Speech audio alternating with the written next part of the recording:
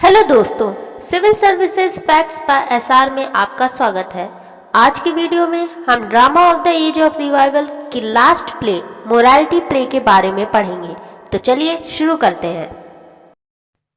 Morality pledge means नैतिकता के नाटक। Morality plays involving from the medieval sermon conveyed a moral truth or lesson using allegorical terms. They personified moral qualities such as charity or vice, or abstractions such as death or youth. इसमें ये कह रहा है कि मध्ययुगीन धर्मोपदेश से विकसित होने वाले मोरालिटी प्लेज ने अलंकारिक शब्दों का उपयोग करते हुए एक मोरल ट्रुथ का सबक दिया। उन्होंने मोरल क्वालिटीज जैसे दान या उपाध्यक्ष या अमूर्तता जैसे मृत्यु या युवा को व्यक्त किया। They were dramatized allegories of the life of man, his temptation and shining, his quest for salvation and his confrontation by death. The purpose of the morality play was didactic. Its object was to instruct the audience on the application of Christian doctrine to everyday life and the cultivation of character. The earliest complete extant morality play is the Castle of Perseverance, which was written around 1425. Every Man, written around 1500, is perhaps the best known morality play. It depicts every man's journey in the face of death. इसमें कह रहे हैं कि वे मनुष्य के जीवन, उसके प्रलोभन और पाप, मोक्ष और उसकी खोज और मृत्यु से उसके टकराव के नाटकीय रूपक थे। नैतिकता के खेल का उद्देश्य उपदेशात्मक था। इसका उद्देश्य दर्शकों को रोजमर्रा का जिंदगी में ईसाई सिद्धांत के आवेदन और चरित्र की खेती पर निर्देश देना था। जल्द से जल्द पूर्ण किया गया मौजूदा morality play the castle of perseverance है, जिसे 1425 के आसपास लिखा गया था। 1500 के आसपास लिखा गया एवरी मैन शायद सबसे प्रसिद्ध मोरालिटी प्ले है, जो मौत के चेहरे में हर आदमी की यात्रा को दर्शाता है। मोरालिटी प्लेस का हमारा सबसे पहला एग्जाम्पल है the castle of perseverance. It is a 15th century morality play of 3649 lines. The play describes the whole ontology of man, opening before his birth and ending after his death, and his judgment before the throne of God. The protagonist is humanum genus or man. Mankind's traditional three enemies, the world, the flesh and the devil, speak from his own scaffold, introducing his followers the 7 deadly sins. इसमें यह कह रहा है कि यह 15वीं शताब्दी का 3649 पंक्तियों का एक मोरालिटी प्ले है। यह नाटक मनुष्य के संपूर्ण अस्तित्व का वर्णन करता है। जन्म से पहले खुलता है और उसकी मृत्यु के बाद समाप्त होता है और भगवान के सिंहासन के सामने न्याय करता है। प्रोटोगोनिस्ट ह्यूमनम जेनस और मैनकाइंड के पारंपरिक 3 दुश्मन हैं। दुनिया फ्लैश और डेविल मीन्स शैतान अपने स्वयं के मचान मीन्स स्कैफोल्ड से बोलते हैं और अपने अनुयायियों 7 डेडली सिंस मीन्स 7 घातक पापों का परिचय देते हैं। World points out his chief henchman greed means avarice और covetousness, whose central importance in the seduction of mankind is signaled by his placement on his own scaffold. Flesh is accompanied by sloth, gluttony and lechery. The devil by pride, wrath and envy. इसमें यह कह रहा है कि world उसकी chief henchman means गुर्गे, greed means लालच, लोभ को इंगित करता है, जिसका मैनकाइंड को लुभाने के लिए केंद्रीय महत्व उसके अपने मचान मीन्स स्कैफोल्ड पर रखने से एक संकेत मिलता है। फ्लैश के साथ स्लॉथ मीन्स आलस, ग्लूटोनी और लेचरी होती है। अहंकार, क्रोध और ईर्ष्या से शैतान होते हैं। Mankind is born perhaps from the bed which lies at the base of the castle, he points out his ignorance and helplessness, asking for God's grace. He introduces his two companions, the good and bad angels, noting that every man has such a pair of advisors, one good and one evil. There is a comical debate between man's bonus angelus means good angel and malus angelus means bad angel. इसमें यह कह रहा है कि मानव जाति का जन्म होता है शायद बिस्तर से, जो कि महल के आधार पर स्थित है। यह अपनी अज्ञानता और लाचारी को इंगित करता है, भगवान की कृपा मांगता है।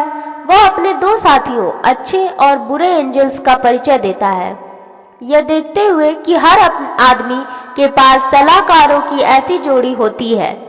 वहाँ एक हास्यपूर्ण बहस होती है जिसमें एक अच्छा और बुरा आदमी means bonus Angeles good angel और मैलस एंजलस बैड एंजल के बीच होता है। Mankind opts for the pleasures of the world. He sins first by the becoming a servant of the world, who sends him to avarice and the other deadly sins. When penance pierces him with a lance, he confesses to shrift, receives absolution and enters the castle of perseverance. But mankind's enemies, alerted by backbiter, summon the sins to a siege against the castle. Although 6 of the sins are repelled by their opposing virtues, avarice succeeds in enticing the aging mankind back to worldly goods. इसमें कह रहा है कि मानव जाति संसार के सुखों का चयन करती है। वह पहले संसार का दास बनकर पाप करता है, जो उसे लालच और अन्य घातक पापों के लिए भेजता है। जब तपस्या उसे एक भाले से छेदती है तो वह सिकुड़ने को स्वीकार करता है, मोक्ष प्राप्त करता है और दृढ़ता के महल में प्रवेश करता है। लेकिन बैकबिटर्स द्वारा सतर्क किए गए बट मैनकाइंड के दुश्मन महल के खिलाफ घेराबंदी के लिए पापों को बुलाते हैं। यद्यपि 6 पापों को उनके विरोधी गुणों से दूर कर दिया जाता है, फिर भी लालच उम्र बढ़ने वाली मानव जाति को संसारिक वस्तुओं पर वापस लाने में सफल होती है। Mankind's pleasure in his newfound wealth is interrupted by the figure of death, who stabs mankind with his lance. With the coming of death, he realizes that his treasure will go to an unknown higher, and he dies calling on God for mercy. The soul reproaches the body and cries again for mercy. However, since mankind died in a state of sin, the good angel is unable to help his soul and it is carried off to the hell by the bad angel. अब इसमें यह कह रहा है कि अपने नए धन में मानव जाति का आनंद मृत्यु के आंकड़े से बाधित होता है। जो मानव जाति को अपने भाले से मारता है, मृत्यु के आने के साथ उसे पता चलता है कि उसका खजाना एक अज्ञात उत्तराधिकारी के पास जाएगा और वह ईश्वर से दया के लिए पुकारता है। आत्मा शरीर को फटकारती है और दया के लिए फिर से रोती है। हालांकि जब मानव जाति पाप की स्थिति में मर जाता है, अच्छा देवदूत उसकी आत्मा की मदद करने में असमर्थ होता है और उसे बुरे स्वर्गदूत द्वारा नरक में ले जाया जाता है। But mankind's last request for mercy has summoned the 4 daughters of God, truth, justice, peace and mercy, who then debate his case before God. God judges in favor of mankind and directs the daughters to remove the soul from the hell. अब मानव जाति की दया के लिए अंतिम अनुरोध पर भगवान की 4 बेटियों को बुलाया गया है, सत्य, न्याय, शांति और दया, जो भगवान के सामने अपने मामले पर बहस करते हैं। भगवान मानव जाति के पक्ष में न्याय करते हैं और बेटियों को आत्मा को नरक से निकालने का निर्देश देते हैं। हमारा सेकंड एग्जाम्पल है the summoning every man. The summoning of every man means the summoning of every man, usually referred to simply as every man, is a late 15th century English morality play. A short play of some 900 lines, it portrays a complacent every man who is informed by death of his approaching end. इसमें कह रहा है the summoning Everyman, जिसे आमतौर पर Everyman के रूप में संदर्भित किया जाता है, 15वीं शताब्दी के अंत में इंग्लिश मोरालिटी का प्ले है, जो लगभग 900 पंक्तियों का एक छोटा नाटक है। यह एक आत्मसंतुष्ट एवरीमैन को चित्रित करता है, जिसे उसके आने वाले अंत की मृत्यु से सूचित किया जाता है। It is speculated that the play is based upon a Dutch, means Flemish, morality play of the same period called Elkerlijs. The play centers on every man's plea for companionship on his journey to his grave. He realizes during the course of his journey that in the end he can only fall back on his moral and religious values. The play is an allegory of life in which the only things that will save every man from certain damnation is good deeds alone. इसमें यह कह रहा है कि यह अनुमान लगाया गया है कि यह नाटक एक डच पर आधारित है, उसी अवधि के फ्लेमिश मोरालिटी नाटक जिसे एल्करलिज कहा जाता है। उसकी कब्र की यात्रा पर सहचर्य के लिए हर व्यक्ति की याचिका पर नाटक केंद्रित है। वह अपनी यात्रा के दौरान महसूस करता है कि अंत में वह केवल अपने नैतिक और धार्मिक मूल्यों पर वापस आ सकता है। नाटक जीवन का एक रूपक है, जिसमें केवल एक चीज जो हर किसी को किसी न किसी अभिशाप से बचाएगी, वह अकेले के अच्छे कर्म हैं। हमारा थर्ड एग्जाम्पल है skeletons magnificence. It was written by John Skelton, often referred as a goodly interlude. It is considered to be the first extant political morality play. The play was designed to be enacted in the hall of court of Henry VIII. Composed of 2,500 lines, the play was printed around 1530. The play shows how magnificence is deceived by vices but finally redeemed by good hope and perseverance. इसमें यह कह रहा है कि यह John skeleton द्वारा लिखा गया था, जिसे अक्सर गुडली इंटरल्यूड के रूप में संदर्भित किया जाता है। इसे पहला मौजूदा राजनीतिक मोरालिटी प्ले माना जाता है। नाटक को कोर्ट ऑफ हेनरी VIII के हॉल में अभिनय करने के लिए डिजाइन किया गया था। 2500 पंक्तियों से बना यह नाटक 1530 के आसपास छपा था।